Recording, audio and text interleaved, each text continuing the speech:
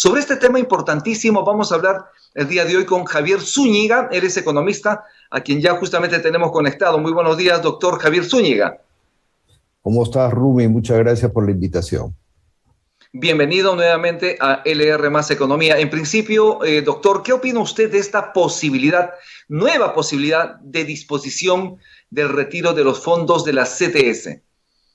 Yo creo que es una medida más populista del Congreso en donde pretende perforar, ¿no?, el ahorro que tiene cada uno de los trabajadores en lo que se denomina la compensación de tiempo de servicios, que no es otra cosa que en el caso que yo me retirara, ¿no?, por alguna razón de un determinado puesto de trabajo o perdiera el puesto de trabajo, voy a tener, ¿no?, la CTS que serviría para poder vivir unos meses antes que pueda encontrar una alternativa laboral. No es otra cosa que una especie de seguro, ¿no?, ante el despido, ante la salida, ante la pérdida de trabajo.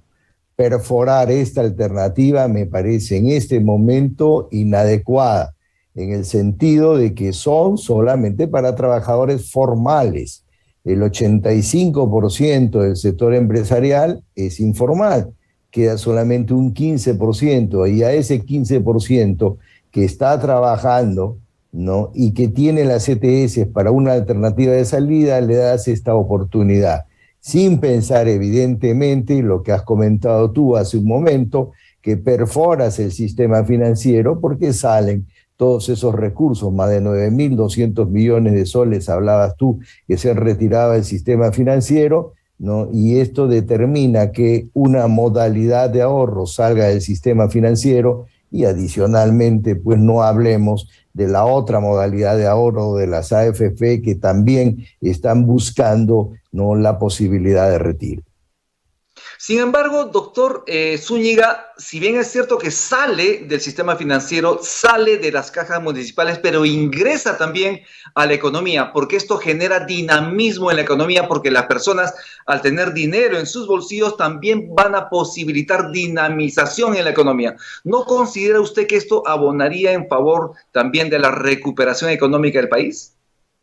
Yo creo todo lo contrario, porque al haber más masa monetaria en el sistema va a haber mayor inflación. Es cierto lo que tú dices, lo que van a hacer los trabajadores es pasar esas CTS de soles a dólares, porque el dólar les da una mayor tranquilidad. Lógicamente, la tasa de interés que pagan las CTS en soles es mucho mayor, ¿no? Pero lógicamente el dólar le da más tranquilidad y lo colocarán en dólares tal vez en el sistema bancario.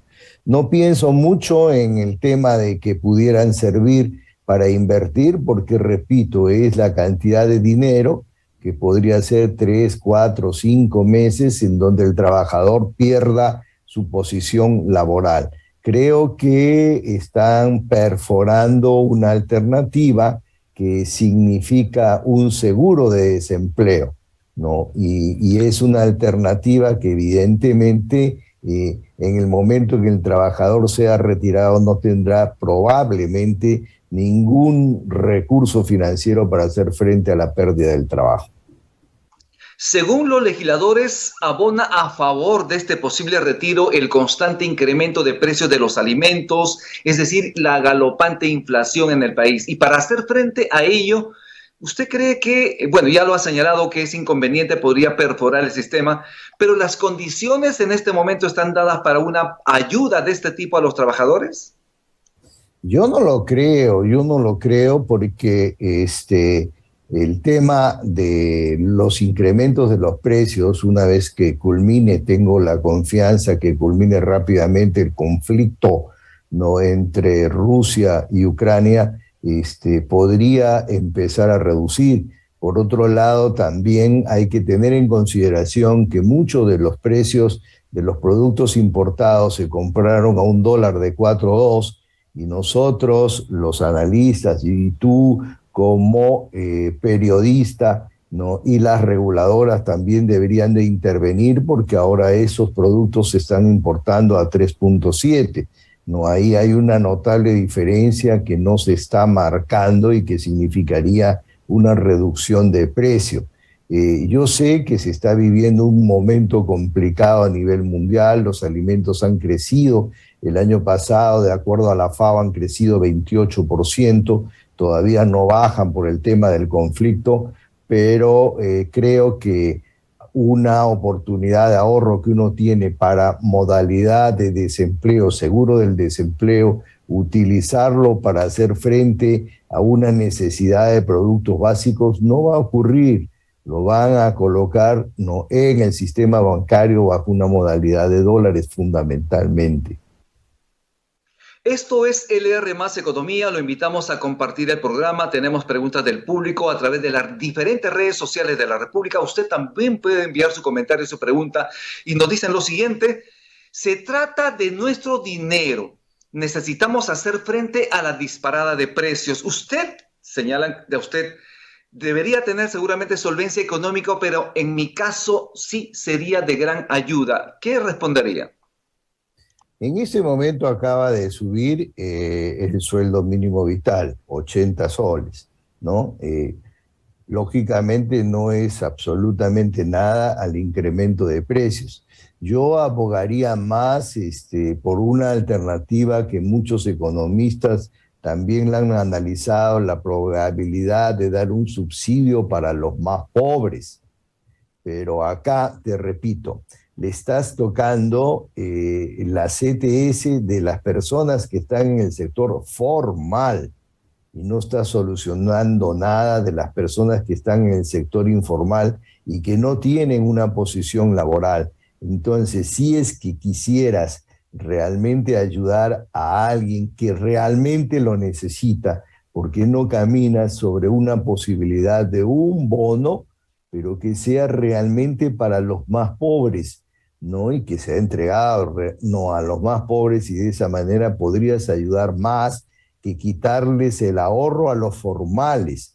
Cuando tú hablas de CTS, cuando tú hablas de AFP, estás tocando a los formales, estás tocando a las personas que tienen trabajo y no estás tocando a aquellos que no tienen trabajo, no estás tocando el 85% del sector empresarial que es informal y que era el 80% y con la pandemia, ¿no? Y con la incertidumbre política se ha convertido hoy en el 85%.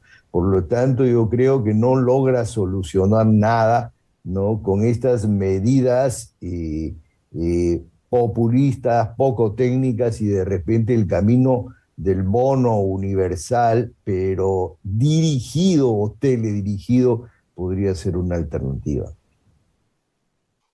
Precisamente lo que usted señala va en línea a lo que los directores del Fondo Monetario Internacional han señalado recientemente en Washington, porque hubo una reunión de gobernadores en Estados Unidos, en Washington, y ellos consideran pertinente que, dada la situación complicada de inflación mundial, los países deberían otorgar estas transferencias económicas. ¿En qué condiciones deberíamos hacerlo en esta vez?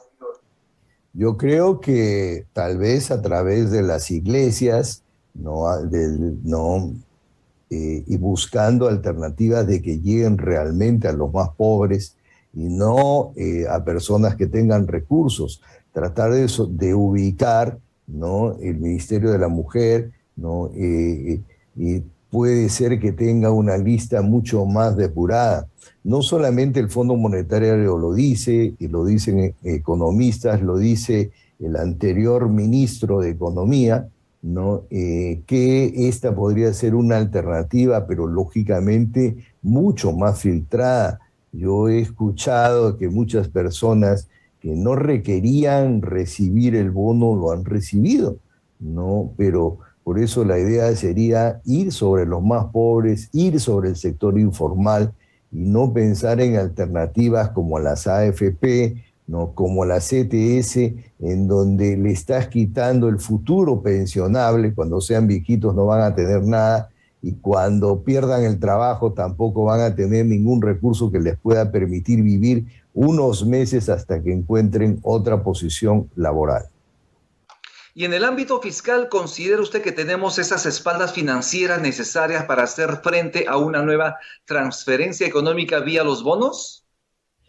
Yo creo que estamos viviendo una alternativa muy favorable a raíz del incremento de los precios de los minerales, ¿no? La guerra, lamentablemente, a algunos da beneficios y a otros no. A nosotros la guerra nos da el beneficio que suben los precios de los minerales, han subido todos los precios de los minerales, eso permite que recibamos una mayor cantidad de dinero vía la exportación de estos productos minerales.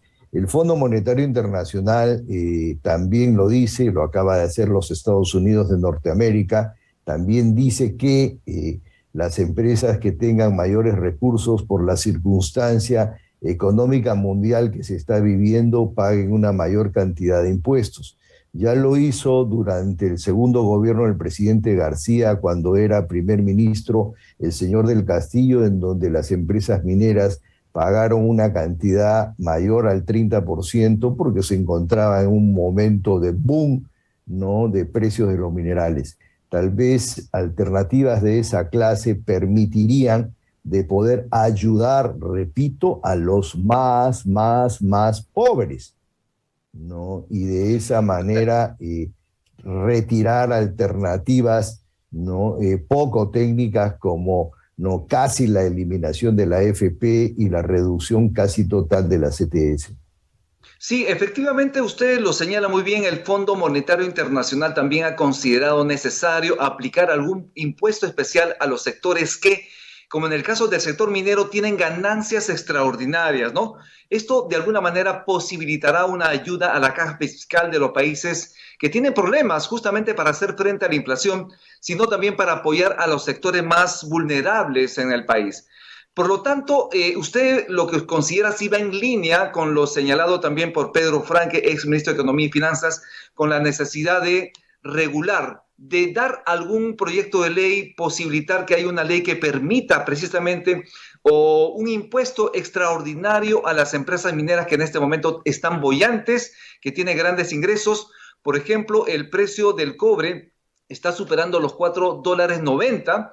Del mismo modo, el precio del oro y el zinc están trepando. Por lo tanto, sí es considerado poder aplicar un impuesto a las sobreganancias mineras, doctor. Yo creo que sí, Estados Unidos lo acaba de hacer sobre los billonarios, ¿no?, en donde pagarían una mayor cantidad de tasa impositiva, ¿no? Es una recomendación del Fondo Monetario Internacional, ¿no? Hoy día en un artículo de Elmer Cuba también lo recomienda, el ex ministro de Economía también lo recomienda, he escuchado a otros economistas que también recomiendan, pero repito, un subsidio teledirigido y preciso, solamente a los más pobres, y que no se convierta lógicamente en un subsidio para ganar adeptos políticos, sino un subsidio para corregir, ¿no?, la circunstancia de la pandemia no culminada y también pues el conflicto no bélico de Rusia-Ucrania que afecta a toda la economía sudamericana. Doctor, según el reporte del Banco Central de Reserva, en este momento tenemos una inflación a 12 meses de 6,82%. Esto para marzo de este año. Es decir, hemos sobrepasado el rango meta. El rango meta de inflación del BCR es de entre 1 y 3%. Y en este momento vamos en 6,82% en términos anualizados. Del mismo modo, el Banco Central de Reserva subió la tasa de interés de referencia a 4,50%.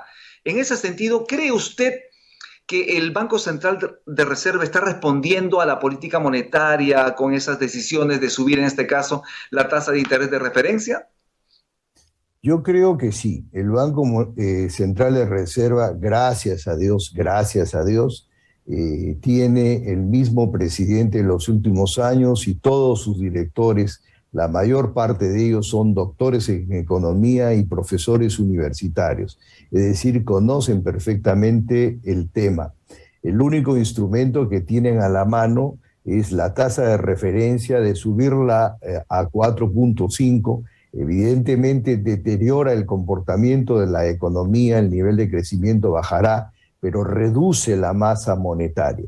Al reducir la masa monetaria, lo que se hace es tratar de reducir el proceso inflacionario. Ojo, hoy día estamos en un nivel de alrededor de 7% de inflación acumulada.